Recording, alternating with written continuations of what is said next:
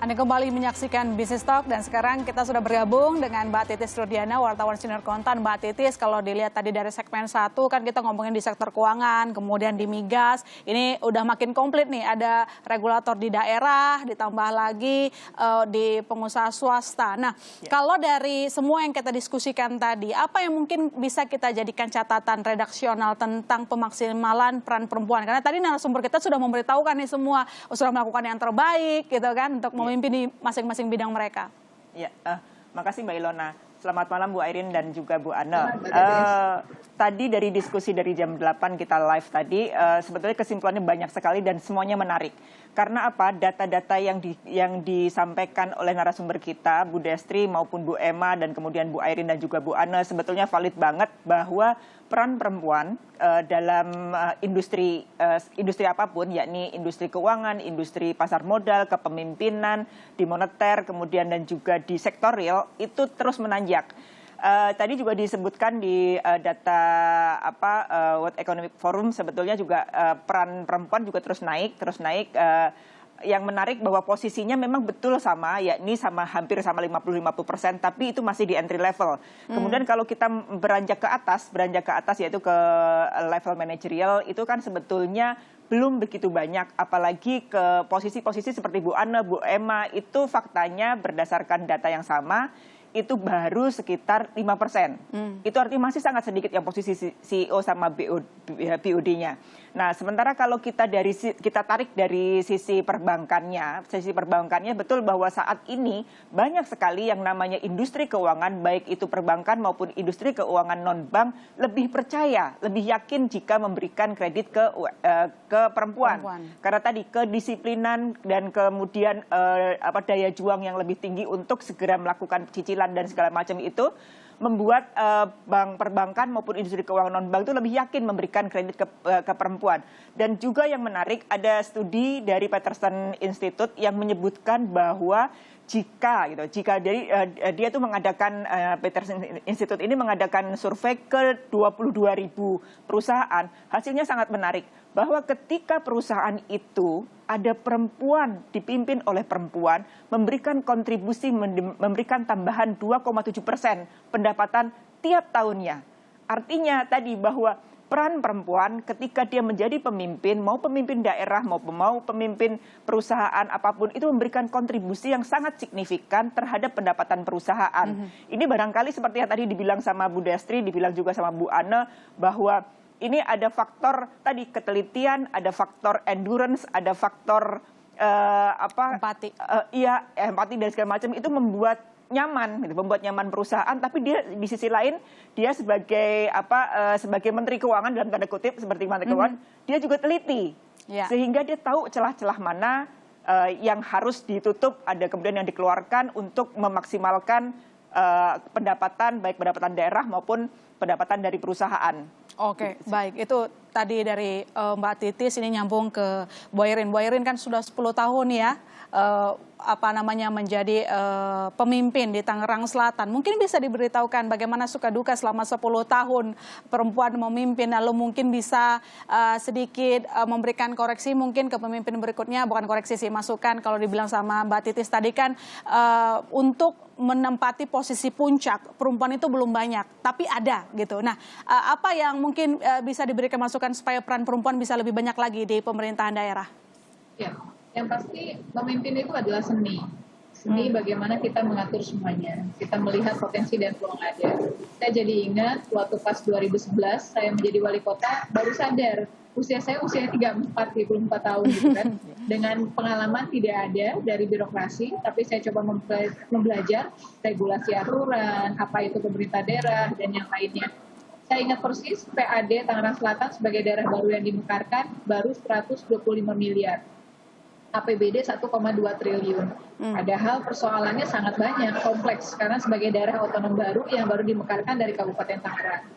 Maka yang saya lakukan adalah bagaimana secara keuangan kita punya potensi yang harus terus kita gali, pajak retribusi dan investasi tentunya, karena tidak mungkin mengandalkan dana APBD saja. Dan bagaimana kita melihat dan membuat skala prioritas. Jadi saya mengibaratkan saya ini ibu dengan masyarakat waktu itu masih 1,2 juta penduduk, dan harus saya menata rumah. Karena kan Tangsel ini maju duluan sebelum ada Kota Tangerang Selatan gitu kan. Nah pada saat itulah bagaimana saya harus menata rumah, maka yang saya lakukan adalah membuat rumah ini aman, nyaman, kondusif, ramah untuk warga tentunya. Pendidikan, kesehatan jadi skala prioritas, sambil terus saya dorong agar ada potensi PAD kita, kemandirian daerah, daya saing daerah, ditambah koordinasi dengan provinsi dan pusat. Alhamdulillah di 2020 sebelum COVID kita bersama-sama bersepakat dengan DPRD, PAD kita mencapai di angka 2 triliun. Sampai 2 triliun, APBD kita 4 triliun, jadi kita mandiri gitu. PAD-nya 50%, bantuan keuangan provinsi dan pusat itu 50%. Lagi kencang-kencangnya nih Mbak, saya di akhir masa jabatan pengen segala diselesaikan, janji saya kampanye, visi misi, RPJMD semuanya, tiba-tiba COVID. Dan itu sangat terasa. 10 tahun saya menjabat, banyak ujian yang saya hadapi, tapi yang paling terasa berat adalah pada saat menghadapi pandemi COVID, sesuatu yang baru bagi kami. Siapapun pemimpin di daerah itu pasti masih sangat kebingungan. Saya ingat persis bagaimana kebijakan pusat membuat agar kita nggak usah pakai masker, nyantai aja, nggak usah terlalu panik. Jadi kita biasa-biasa saja. Tapi ternyata efeknya sangat luar biasa, percepatan dari pandemi COVID-19. Dan terasa betul Mbak, pada saat itu saya Januari Februari masih mendapatkan potensi PAD sekitar perharinya itu 15 sampai 25 miliar yang masuk ke kas daerah.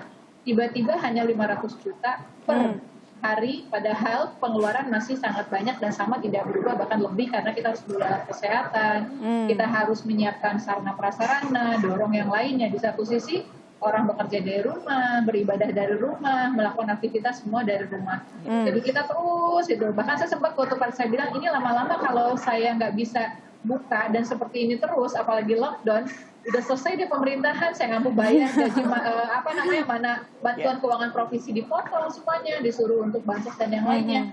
Maka pada saat sempat ditanya sama wartawan, Bu Airin lebih milih ekonomi apa sehat? Saya bilang saya milih dua-duanya. Wah, saya dibully sama orang yang peduli sama kesehatan.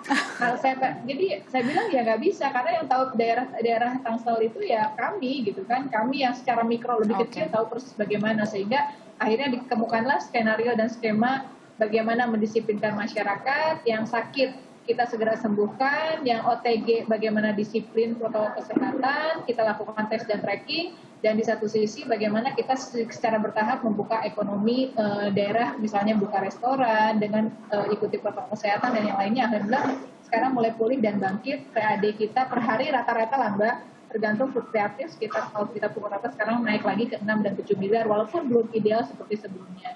Berarti kita harus refocusing anggaran, program kegiatan, dan lain-lainnya.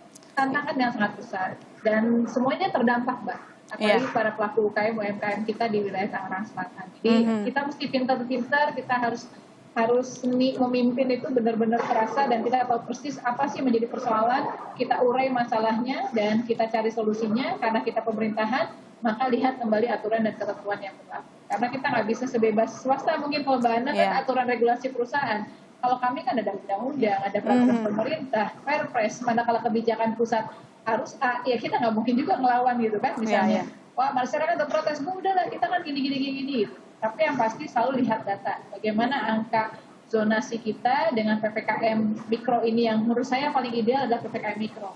Untuk misalnya ada sesuatu yang positif, maka kita lockdown-nya kita perkecil di tingkat RT saja. Tetapi di skala luasnya kita pembatasan sosial berskala besar. Jadi tantangan terasa betul. Di akhir masa jabatan saya pengennya nyantai, pengen tenang, RPJMD janji saya penuhi, udah larinya kenceng, tiba-tiba ada pandemi. Ya seperti itu Mbak gitu. Iya. Baik, memang namanya pandemi ini datang nggak ketuk pintu dulu, udah berantakin banyak hal, tapi nggak apa-apa Bu. Yang penting niat kita memperbaiki semuanya begitu ya, karena semua kena dampaknya, nggak cuma Indonesia, seluruh dunia juga pusing dibikin sama pandemi gitu. Saya ke Bu Ana, pertanyaan terakhir saya Bu, singkat saja Bu. Kalau kita lihat ini di tengah pandemi, perempuan paling banyak terkena imbasnya karena banyak sekali yang bekerja di garment salah satunya begitu. Nah, bagaimana Anda menjelaskan ini, peran Anda sebagai Kartini masa kini untuk para karyawan Anda? Singkat saja Bu. Ya, jadi dari awal pandemi ini terjadi, I think what I say to all my team is that pandemi ini adalah satu dari sekian banyak cobaan yang bisa diberikan dari atas.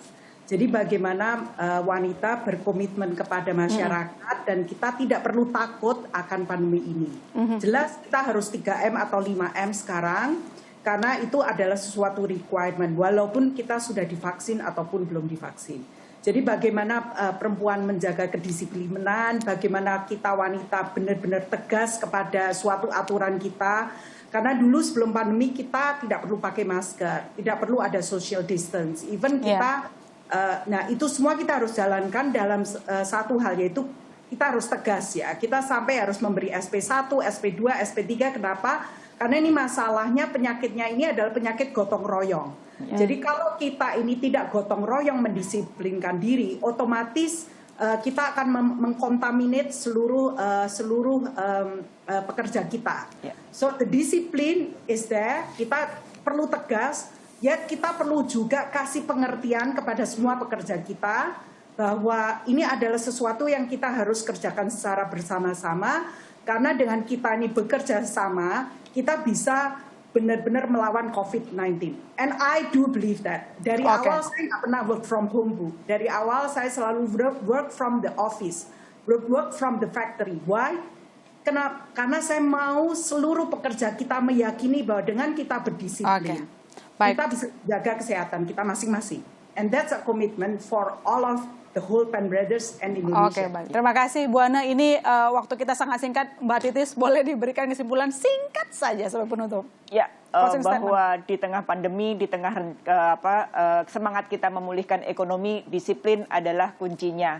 Dan ini bisa digerakkan siapapun pemimpinnya, mau perempuan, mau laki-laki, adalah disiplin dan tangguh berdaya guna bagi pemulihan ekonomi. Itu sih Mbak Ilona dari kami. Terima kasih Mbak Titis, terima kasih Bu Airin, terima kasih Bu Ana atas waktunya. Masih banyak yang didiskusikan tapi waktunya terbatas. Yang jelas karena ini menjelang Hari Kartini, bukan pilih kasih terhadap kelompok pria, tapi kita akan mendorong bagaimana peran perempuan di perekonomian dapat ditingkatkan. Karena berdasarkan data dari World Bank 2025, kalau perempuan perannya makin besar bisa berkontribusi lebih dari 2,9% ke PDB. Sekali lagi saya juga mengucapkan selamat sekali lagi Bu Airin sudah melesaikan tugasnya sebagai Wali Kota Tangerang Selatan. Sukses di perjalanan berikutnya. Sampai ketemu di kesempatan-kesempatan lainnya. Dan saudara, saya Mahasiswa Tarigan mewakili semua tamu saya dari segmen 1 sampai segmen akhir tadi mengucapkan selamat Hari Kartini dan tetap semangat sebagai perempuan Indonesia.